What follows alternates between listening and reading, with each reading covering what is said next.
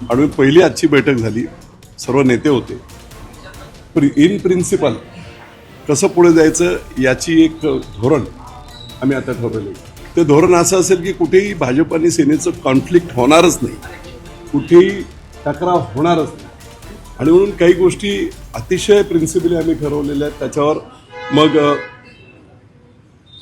प्रत्यक्षरित्या काही नावं, इलेक्टिव्ह मेरिट, त्याच्यानंतर आता असं धरून चला की काँग्रेस राष्ट्रवादीच्या समोरच्या ज्या सीट्स आहेत त्या महत्त्वाच्या आहेत. त्याच्यामध्ये आपल्याला काय काय करता येईल, तिथे काय स्कोप आहे सेना आणि भाजपचं मिळून, अशा पद्धतीने खेळीमेळीच्या वातावरणात पण प्रॉपर लॉजिकल एंड.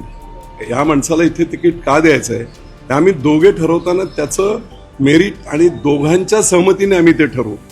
मला वाटत नाही कुठेही कॉन्फ्लिक्ट होईल. अतिशय खेळीमेळीच्या वातावरणामध्ये हे सर्व होईल.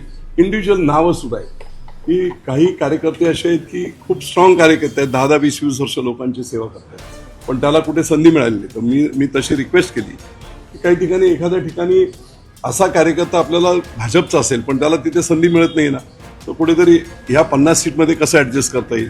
माझा एखादा कार्यकर्ता खूप 10-20 वर्ष काम करतोय परंतु त्याला संधी मिळाली नाही, मग ह्या 50 सीटच्या जागेवर त्याला पुण्यातला माणूस कुठेही कुठे लढू शकतो. आणि 4 एकत्र जेव्हा आम्ही 4 सीट सेना आणि भाजप लढू शकतो त्यावेळेस निश्चितपणे एखादा बाहेरचा जरी उमेदवार असेल तर ते खेचून काढला जाईल. आणि करिअर दोन्ही, एक मी तर असं सांगतो पुण्यामध्ये भाजप आणि सेनेची पुढची नवीन पिढी नेतृत्वाची या निवडणुकीच्या माध्यमातून निर्माण होणार आहे.